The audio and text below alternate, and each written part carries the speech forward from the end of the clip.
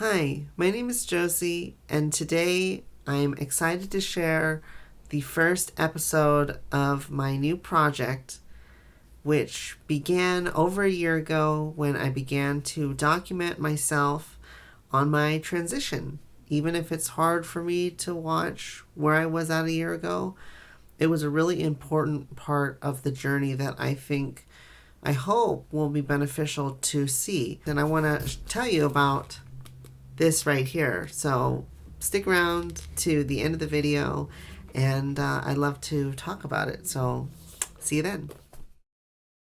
Today is Sunday, December 27th, 2020, and my name is Josie.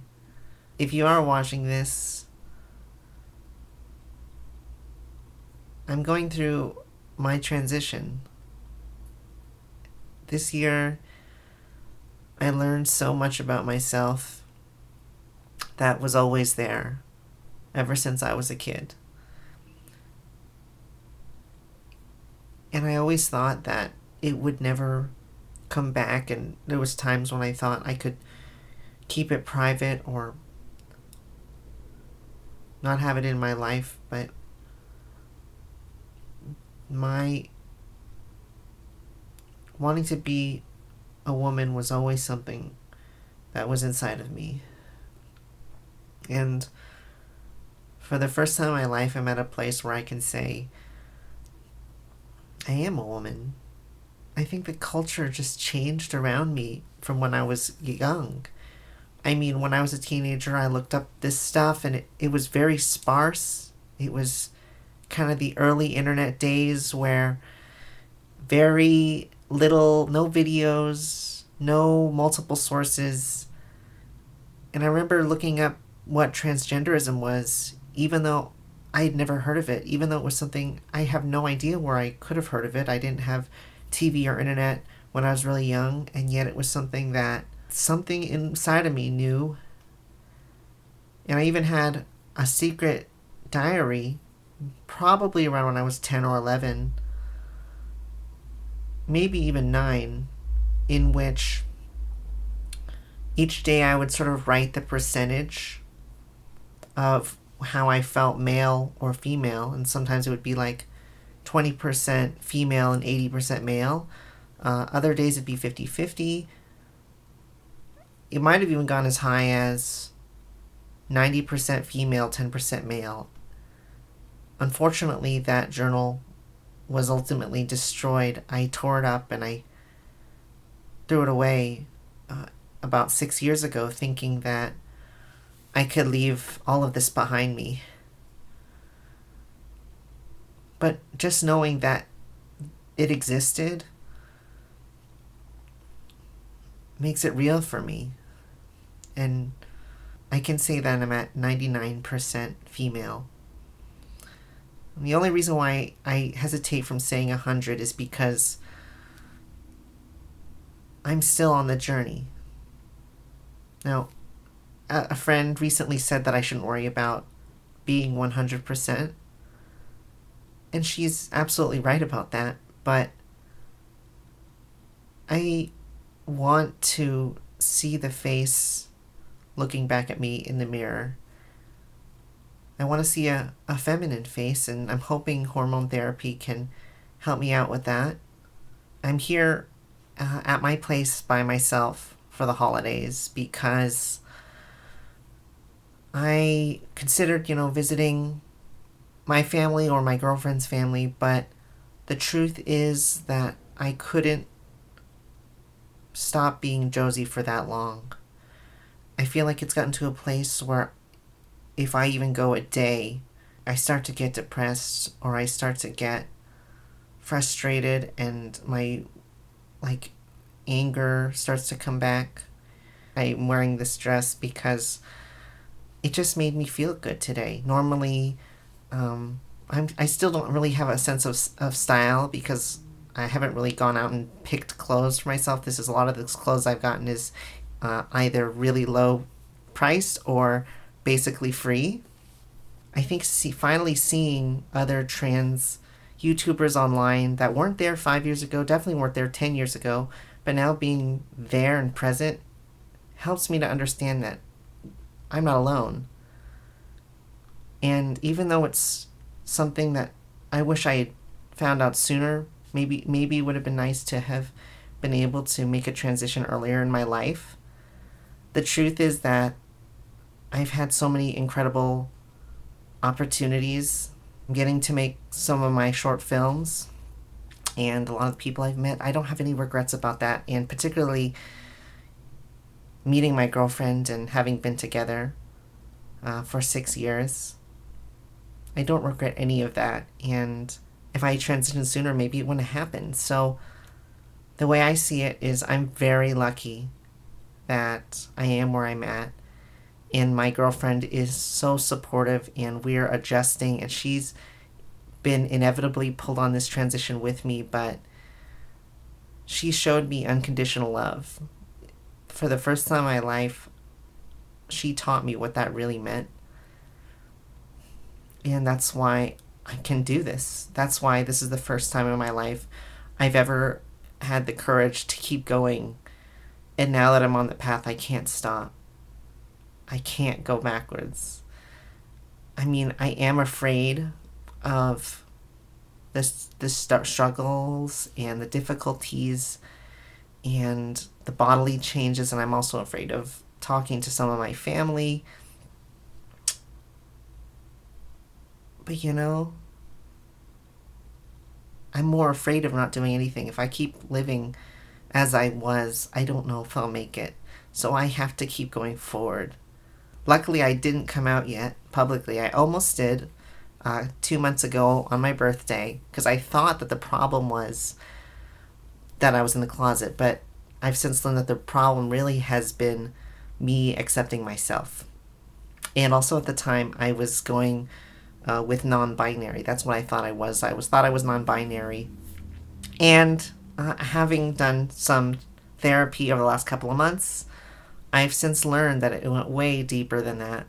I was always trying to overcompensate for some self-esteem. I felt uncomfortable presenting as male. And I've always tried to downplay it and be a boy and just be young. But now maybe I can embrace being a woman. I'm happy. And I feel happier and scared, but I also feel more comfortable every day in talking to new people and making new friends. I wanted to share something that I found that I had for the last forever. This is a photocopy of a book. It's called The Marvelous Land of Oz. It's one of the sequels to The Wizard of Oz by L. Frank Baum. And when I was a kid, I read this book and it really got to me. It's about this boy, Tip. They're on this quest to find the lost Princess Ozma, the original heir to the throne of Oz. And at the end of the book, it's revealed that the princess was turned into a boy by the witch. And it's the boy Tip. The boy is actually Princess Ozma. And at first he's concerned about being a girl. He doesn't want to at first. But then he goes through with it. And he's transformed back into the Princess Ozma. And we get to see beautiful princess at the end. And, she says, I hope none of you will care less for me than you did before. I'm just the same Tip, Only, and then the Pumpkinhead says, only you're different. And that's, I read this book probably when I was 8, 9, 10, somewhere around that time. And I've kept the photocopy for over 20 years, knowing who I am. There's so many layers on me and so much pressure. And I've really had to work to take these layers away and figure out what I really wanted. And so this is my one chance.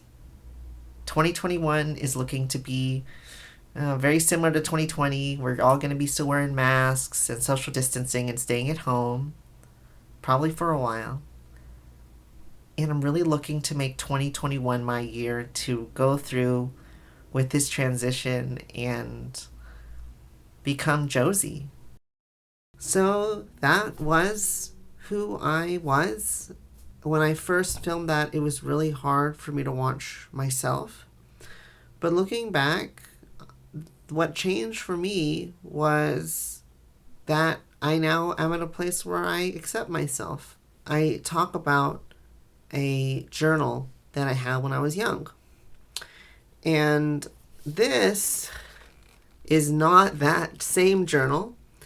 It is a journal that I had at the same time as that other one, because that was my private journal. It even had like a little lock on it.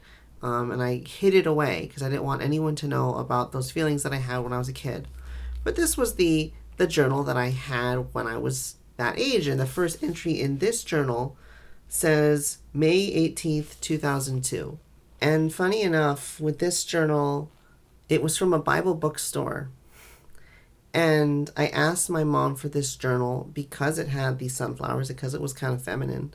And I do think that I was a little bit questioned about maybe I should get a more masculine journal or something where this has flowers. But this was the one I wanted. And that's, at least when I was 11, this was me. Maybe that's me. That was the sunflower. I just hadn't bloomed yet. So I have newer journals. I'll even show it to you. This Wizard of Oz journal. And it's been really beneficial to keep track and write my thoughts out. When you write stuff out, it allows you to kind of see it and read it back. And I highly suggest keeping a journal about how you feel. No matter what position you're in, it doesn't really matter with your trans or cis or whatever. It's nice to be able to make progress and think about where you've been and where you want to go. I mentioned in the vlog about feeling like I was at 99% because I wasn't sure what the outcome would be. Well, I can say that I am at 100%, but maybe not in the way that I thought I was a year ago. Because a year ago, I was trying, at the beginning, I really was trying to get to 100% female. Well, the thing is that what does that mean? Like, there's this, we're all different. There's no perfect, ideal female or male. These are constructs. These are boxes. And in the last year, 2 years, I've met lots of people all over the spectrum, non-binary individuals, trans masculine or trans feminine. I think it's really important to just not be fixated on trying to find the label initially, but focused on what are the layers that I have to remove in order to get to that point so I can explore and have fun. If this has been helpful in any way, please let me know down below. It'd be really nice to hear what you think. Thank you for watching, and I'll see you next week. Bye.